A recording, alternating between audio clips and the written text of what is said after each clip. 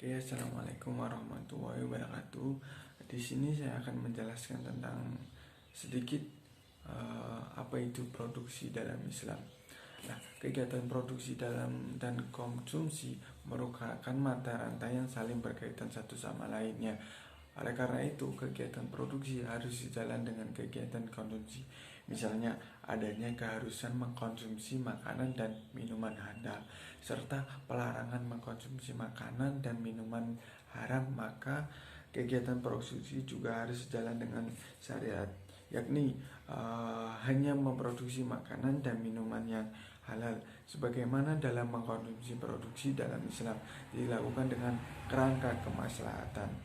Oke, kemaslahatan ini dilihat dari penggunaan faktor produksi yang halal, proses produksi yang halal, dan berkah, termasuk gaji pekerja, dan juga pemasaran atau distribusi yang dilakukan dengan sistem disesuaikan dengan syariah Islam. Salah satunya pengertian produksi merujuk kepada prosesnya yang mentransformasikan input menjadi output. Segala jenis input yang masuk dalam proses produksi untuk menghasilkan output disebut dengan faktor produksi. Nah, ilmu ekonomi menggolongkan faktor produksi ke dalam yang pertama kapital, termasuk di dalamnya adalah tanah, gedung, mesin, dan inventory atau perusahaan. Yang kedua tentang material, termasuk di dalamnya adalah bahan baku dan pendukung, yakni yang dibeli perusahaan untuk menghasilkan output, termasuk listrik, air, dan bahan baku produksi. Yang ketiga labor, yaitu manusia itu sendiri. Keadilan dan kebijakan bagi masyarakat secara keseluruhan sesungguhnya merupakan inti syari ajaran Islam. Untuk itu, kegiatan produksi tentu saja harus senantiasa berpedoman kepada nilai-nilai kehidupan, keadilan, dan kebajikan bagi masyarakat ini. Adapun kaidah-kaidah berproduksi dalam Islam antara lain, yang pertama, produksi barang dan jasa yang halal pada setiap tahapan produksi, mencegah kerusakan di muka bumi, termasuk membatasi polusi, memelihara keserasian dan ketersediaan sumber daya alam. Produksi kedua, produksi yang dimaksudkan untuk memenuhi kebutuhan individu dan masyarakat serta mencapai kemakmuran kebutuhan terpenuhi dan yang harus berdasarkan prioritas yang ditetapkan agama, terpeliharanya nyawa, akal, keturunan atau kehormatan, serta untuk kemakmuran material. Nah, yang ketiga, produksi dalam Islam tidak bisa dipisahkan dari tujuan kemandirian umat.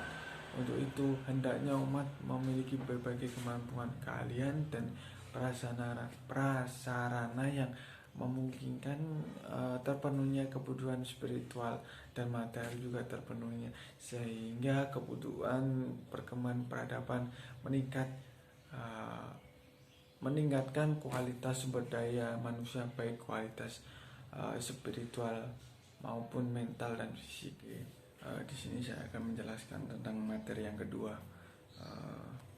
time value of money atau yang disebut dengan nilai waktu uang adalah sebuah konsep yang menyebutkan bahwa uang sebesar Rp1.000 yang dapat diterima saat ini adalah lebih bernilai dibanding Rp1.000 yang baru akan diterima pada waktu yang akan mendatang, karena uang tersebut akan memperoleh hasil yang lebih besar bila diinvestasikan dibandingkan uang yang baru dapat diterima pada masa yang akan mendatang.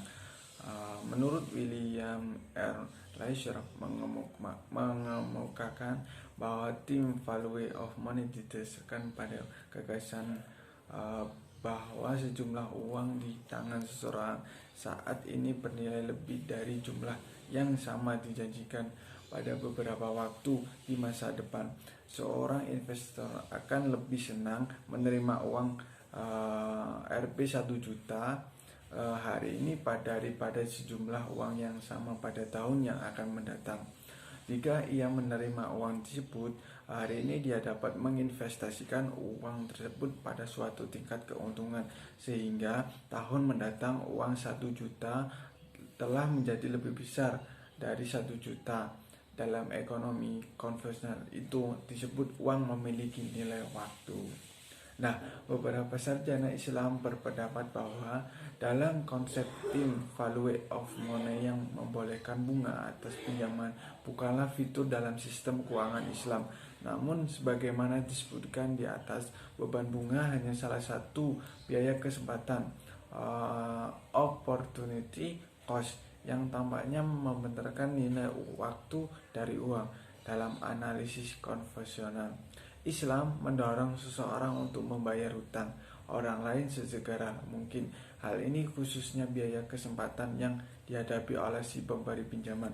Oleh karena itu, banyak sarjana Islam berpendapat bahwa nilai waktu dari uang merupakan konsep yang berlaku di bidang ekonomi dan keuangan Islam. Sekian dari saya. Wassalamualaikum warahmatullahi wabarakatuh.